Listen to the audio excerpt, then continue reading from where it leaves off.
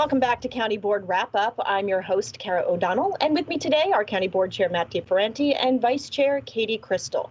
Of course, with a new year comes new board priorities, and as we discussed, the vaccine has dominated conversations, but of course we have a whole year to plan. Matt, in addition to the vaccine items we discussed, what are some of your big priorities for the new year? Sure. So I'm glad that you framed your question with vaccines, because that still has to be the top priority. I feel like it should be priorities 1, 2, 3, 4, and 5 for this moment, but the year will go on.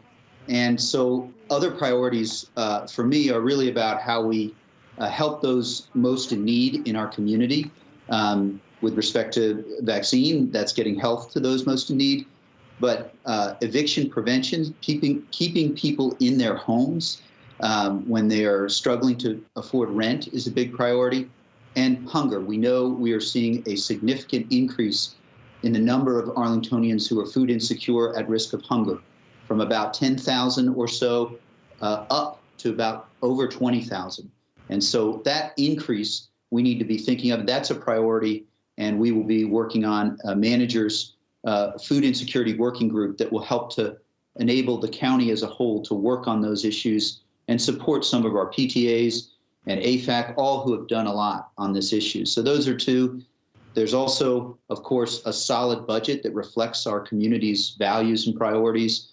And a couple of other ones that I'll just mention briefly. There's a community energy plan that's coming. That will be later in the year. That's an important priority. And then what I concluded and what we all share is building systems of racial equity, building our community government and our full community to be committed towards racial equity has to remain a priority, and we have to make progress on that. So those are a few. Clearly, I have a lot of ideas. We as a board have a lot of ideas, but for right now, we also have to stay focused on COVID response. Of course, and that kind of leads me to, in addition to the pandemic, the vaccine, of course, which have caused so many of those issues you discussed, the food insecurity, the housing issues. As chair, coming into this, what promises to be kind of a challenging year, not just for you as chair, but for the county, what are some of the things that keep you up at night? Well, it's a great question. And truly right now, every night it's thinking about how can we share what we know and be about the vaccine distribution and help relieve some of the unknowns and anxieties as we reschedule folks and as we try to serve folks the best. That's really the issue that has dominated these first few weeks and first month. And that's what keeps me up at night is how do we make sure we're doing all we can? How do we as board members communicate that and partner well with our staff leadership, our Public Health Director, Dr. Varghese, our County Manager, Mr. Schwartz, so that we all are making sure we get the information out there and help alleviate some of the concerns and get as much vaccine as we possibly can. That's really the thing that keeps me up. I'm sure that all board members probably have issues that keep them up. And Katie, having been chair, the feeling of the particular focus that being chair takes, but there must be issues that you keep thinking of these weeks. Yeah, that's right, I think. And I hope we don't, and I think about this nationally as well as here in Arlington, that we don't miss what could be a generational opportunity to rethink how we want to order our lives and our community and ourselves. I mean, this pandemic has challenged everything. From how we work to how we interact with each other to what our priorities are and how willing we are to look at some of the systems of oppression, be they economic or race-based or otherwise, that have actually long characterized our society. When I think about what keeps me up at night, actually even putting aside the pandemic, because I think Matt did a great job of describing why we're not sleeping, right? Because we're literally trying to answer as many questions as we can about when people will get their vaccines with the information we've got. But we are faced with some pretty existential questions, whether it's the climate crisis or the issues of housing affordability and whether that will Arlington can continue to be a place where middle class people can put down roots and live, or whether we are going to finally contend with the histories of racial exclusion in our own community. These are all so urgent. And at the same time, the solutions have to be systemic, and so Samia, our deputy or our chief equity officer, talks about this a lot, right? That the systems of racial oppression that we see in this nation and here in Arlington County took 4 centuries to put into place, right? They are going to take some time to undo. At the same time, the urgency is enormous when you see, as a result, for example, from the survey data we got from the Dialogues on Racial Inequity about how much racism Arlingtonians report experiencing in their daily lives now in this community. Similar on climate. We don't have time actually to act with anything other than all the speed we can muster. And yet the solutions of completely transitioning our county fleet, seeing the turnover in buildings to net zero, or as total energy efficiency as possible.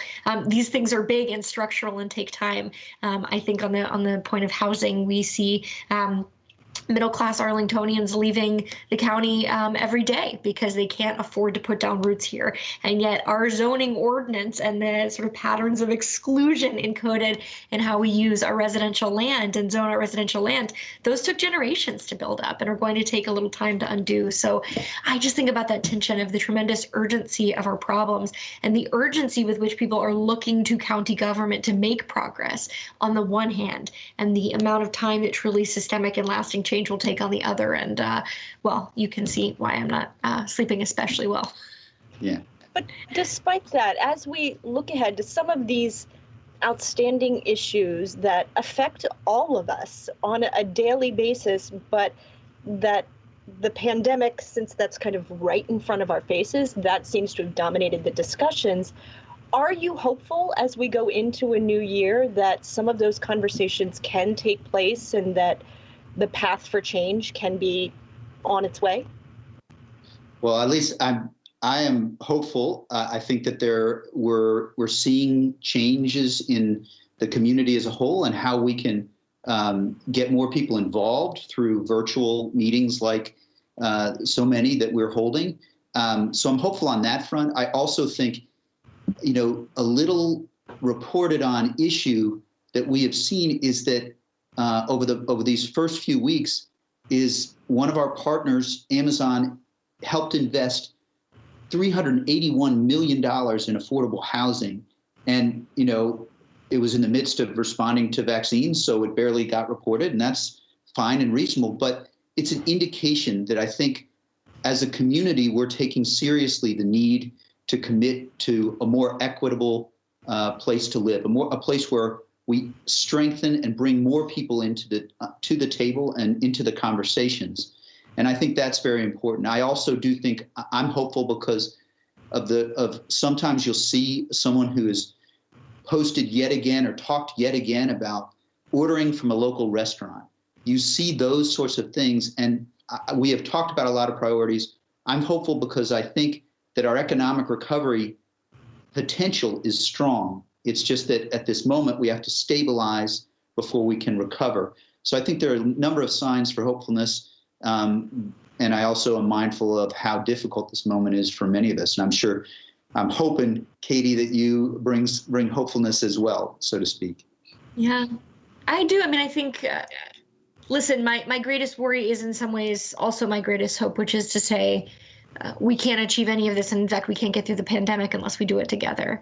And certainly the risk of a moment that is so characterized by scarcity with the vaccine runs the risk of pitting people against one another, groups against one another, neighbors against one another. That is our greatest risk right now, overarching all of those priorities. But I also know, exactly as Matt said, we have seen this pandemic bring forward people's capacity to band together, to think selflessly, whether that is the volunteer PTA groups that are still running food banks every week at our elementary schools around the county and middle schools around the county, whether it is neighbors supporting small businesses and small businesses in turn supporting neighbors, right, as we've seen chefs and restaurant owners step up across the county to do, arts groups supporting one another. I think that spirit of community giving is still really strong. We saw it recently actually on MLK Day and an entirely virtual day of service. And so as long as that thread of community still exists in Arlington County, I think we have a fighting chance to tackle some of these existential issues. It's very inspiring to see some of the gestures that our community is taking to help each other. Yeah, I think you asked a great question, Karen. Both of us have hope. I do think we also are pragmatists in the sense that, hope and possibility is a different thing when you're homeschooling because of where we are as far as education, when you're homeschooling two children who are tired of being inside. We as a board and as a community are aware of those challenges. We know that this is such a difficult moment.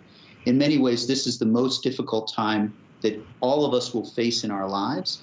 And so, if we can recognize that challenge and understand that getting schools open is important and it's a divisive, challenging issue, but still keep that hope out there, I think that we'll be in good shape. Okay, well, on that note, we're going to take another quick break. But when we come back, we're going to discuss another hot topic from this month's board meeting, namely a big redevelopment project in Roslyn. Stay with us.